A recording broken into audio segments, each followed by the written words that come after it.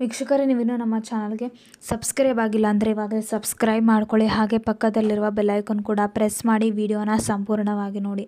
ಜೊತೆಯಲ್ಲಿ ಧಾರಾವಾಹಿಯ ಸಂಚಿಕೆಯನ್ನು ನೋಡೋದಾದರೆ ಜೊತೆಯಲ್ಲಿ ಧಾರಾವಾಹಿಯಲ್ಲಿ ಇವಾಗ ಮಾನಸಿ ಮತ್ತು ಹರ್ಷ ಇಬ್ಬರು ಕೂಡ ರೂಮಲ್ಲಿರ್ತಾರೆ. ಜಾತಕ ಹಿಡ್ಕೊಂಡು ಬಂದುಬಿಟ್ಟು ಸಿಕ್ಕಾಪಟ್ಟೆ ಟೆನ್ಷನ್ ಆಗಿರ್ತಾರೆ.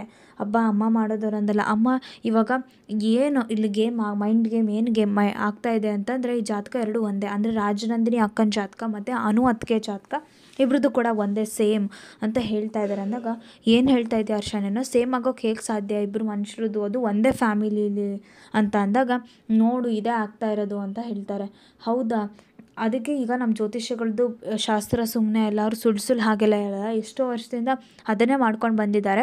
ಇಬ್ರದ್ದು ಒಂದೇ ಜಾತಕ, ಒಂದೇ ಕುಂಡ್ಲಿ ಅಂತಂದ್ಬಿಟ್ಟು ಸ್ಪಷ್ಟವಾಗಿ ಹೇಳ್ತಾ ಇದ್ದಾರೆ ಅಂತಂದು ಅಮ್ಮ ಹೇಳ್ತಾ ಇದ್ದಾರೆ. ಅದಕ್ಕೆ ಇವಾಗ ಅಮ್ಮ ಹೇಳೋ ಪ್ರಕಾರ ಆ್ಯಕ್ಚುಲಿ ಏನಾಗ್ತಿದೆ ಅಂತಂದರೆ, ರಾಜನಂದಿನಿ ಅಕ್ಕ ತೀರೋದ್ರಲ್ಲ, ರಾಜನಂದಿನಿ ಅಕ್ಕ ತೀರೋಗ್ಬಿಟ್ಟು 9 ತಿಂಗಳು ಆದ ತಕ್ಷಣವೇ ಅನು ಈಗ ಹುಟ್ಟಿದ್ದಾಳೆ. ಅದೇ ಅಷ್ಟಮಿ ದಿನವೇ ಹುಟ್ಟಿರೋದು. ಅವ್ರಿಗೆ ಬರ್ತಾ ಇರೋ ಕನಸು ಅದು ಇದು ಎಲ್ಲ ರಿಲೇಟ್ ಆಗ್ತಾ ಇದೆ ಅಂತಂದು ಹೇಳ್ತಾರೆ. ಅದಕ್ಕೆ ತುಂಬ ಸಾಕ್ಷಿಗಳಿದೆ ಅವ್ರು ರಾಜನಂದಿನಿ ಕುಂಡ್ಲಿಯವರೇ ಅಂತ ಹೇಳಿದಾಗ, ಹೌದಾ, ಬೇರೆ ಏನೂ ಅಲ್ಲ ಬಿಡಿ ಅಂತ ಹೇಳ್ತಾಳೆ.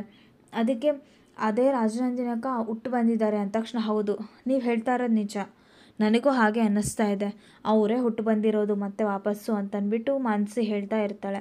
ಅಲ್ಲಿಗೆ ಈ ಸಂಚಿಕೆ ಕೂಡ ಮುಕ್ತಾಯವಾಗುತ್ತೆ.